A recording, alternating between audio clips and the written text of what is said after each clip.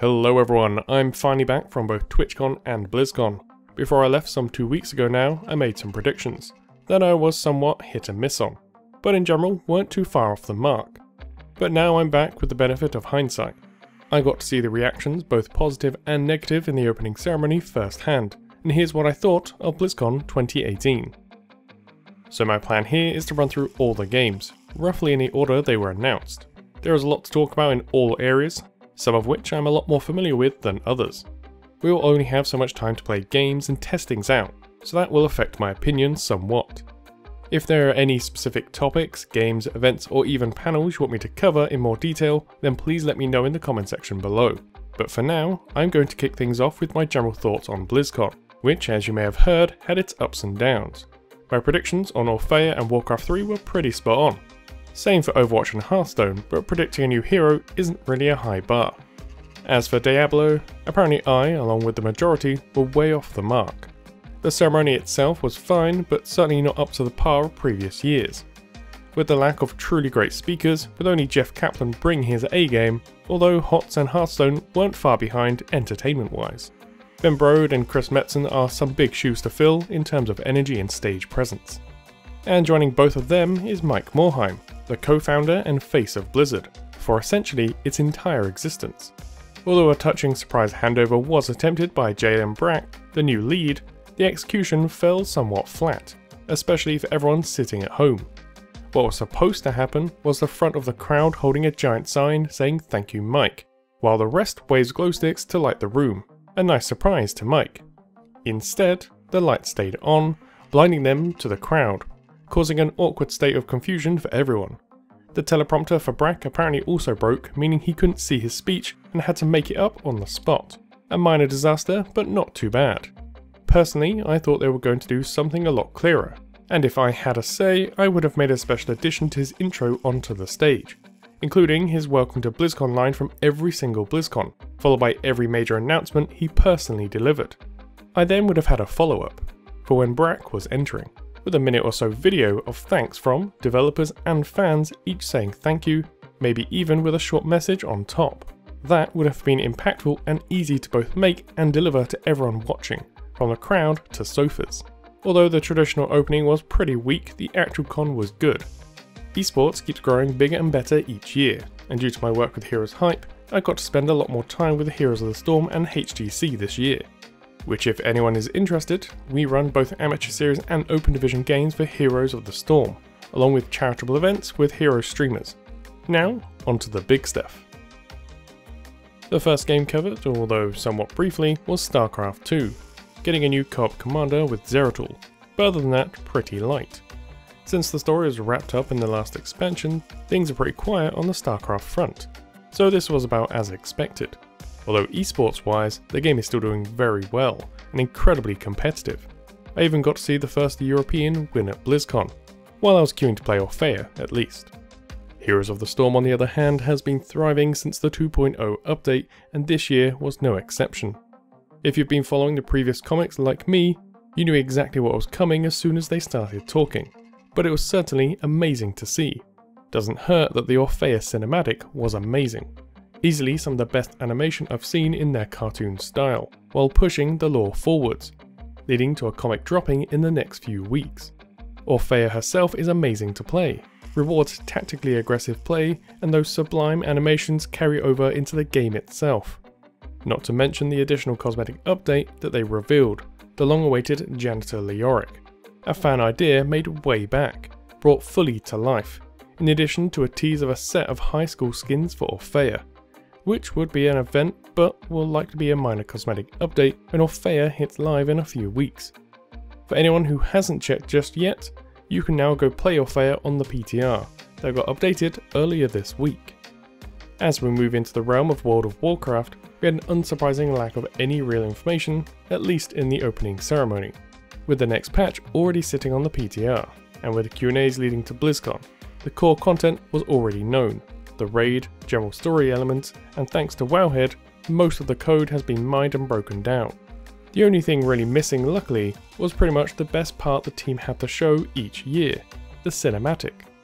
we got the reveal of the next installment of Southang's story arc to regain honour and reform the Horde against Sylvanas. Anyone who has seen the PTR quest knew what was coming, but regardless of how much you knew prior to this and your opinions of WoW's current storyline, it was hands down another amazingly well made cinematic. It's emotional, well framed, and phenomenally well executed. Despite opinions of where the lore might be or your opinions on competitive scenes, Overwatch easily had the most hyped presentation, thanks almost entirely to Jeff Kaplan and his continued progression at delivering updates. On the plus side, they had something to back this hype. Though not a giant step forward in the coming war, it was, in comparison to the previous year, a step in the right direction. The new cinematic reunion finally reveals what events actually took place on Route 66, gave it a rough spot in the timeline, introduced members of the Deadlock gang, including a brand new character, and teased another character. All big reveals in terms of the lore, especially Echo, the fancy looking robot, who is one of the very first ideas of an Overwatch hero we saw all the way back prior to launch. Previously assumed to be the personification of Athena, much like Jarvis as Vision, if we were to use a Marvel comparison, largely this is pretty accurate, although not specifically Athena from what we saw. Ashe, however, the actual hero joining Overwatch, along with her trusty butler Bob, was not only the star, but having played her at Blizzcon and on the PTR, a rather exciting addition to Overwatch.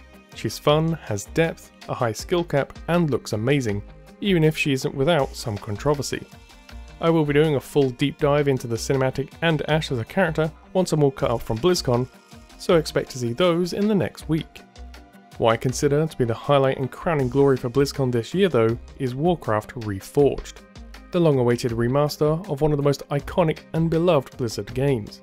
Although not a Warcraft 4, this game set the standard back in its day, along with creating a whole new MOBA genre with just a custom game mode.